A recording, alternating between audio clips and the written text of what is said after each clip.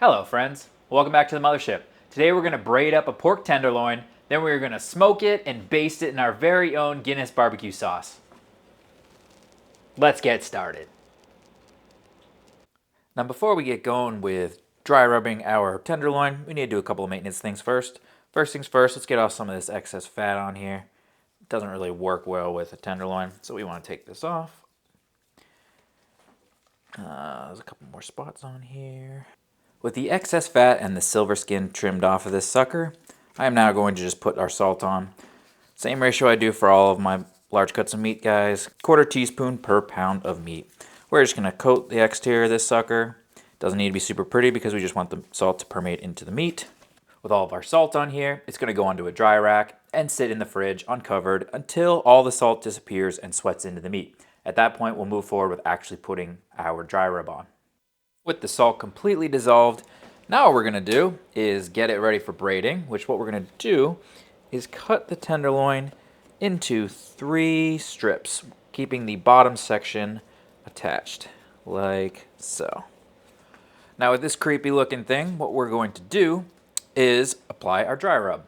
I've thrown together a dry rub that is brown sugar, paprika, chili powder, garlic powder, pepper, mustard, you know, pretty standard dry rub for a barbecue. And I will have it down below, as always. Now the magic of braiding is that we can get more surface area, which means more of our dry rub can be on each piece. This particular dry rub has no added salt to it because we added salt in the first step.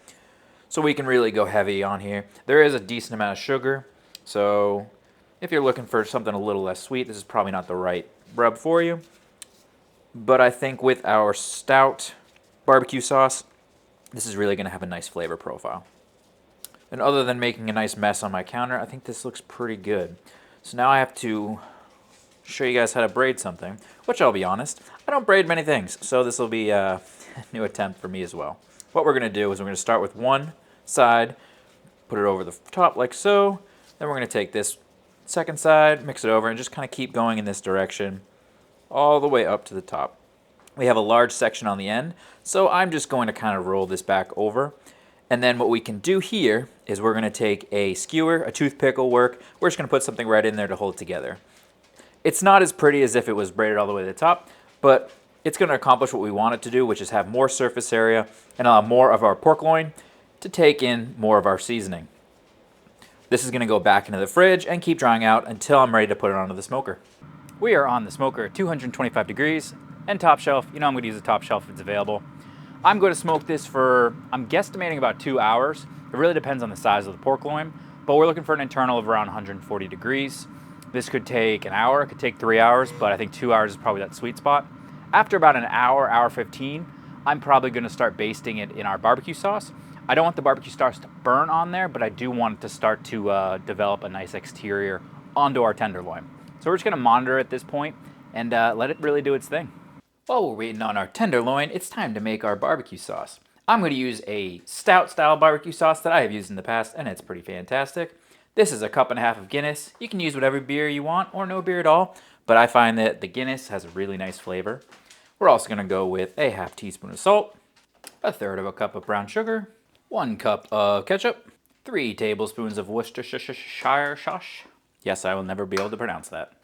1 teaspoon of dried mustard, teaspoon of paprika, teaspoon of garlic, and a 1/2 teaspoon of chili powder.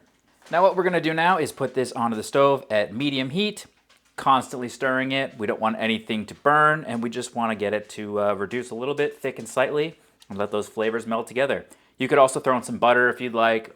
I am going to probably not because I want this to keep a little bit longer. I'm going to put it in the fridge. I'm probably not going to use all of it for this cook, but butter is always great in a barbecue sauce if you're going to use it right away. Trust me on that one. So onto the stove we go. Okay.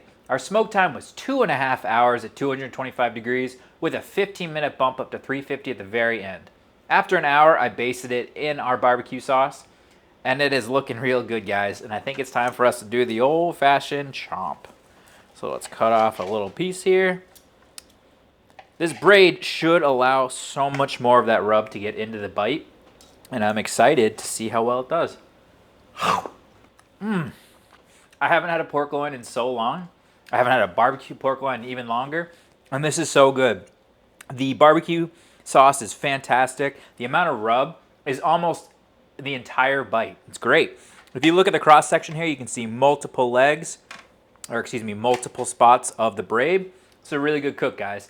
If you guys are looking to do a pork loin, I honestly think that it's worth it to cut it and do a braid like this, especially if you plan on doing a rub. As always, guys, if you got anything out of this, if you enjoyed this, if you do your pork a little bit differently or you have a different idea, send me a comment below, like, subscription, all that jazz. And as always, guys, cook something fantastic.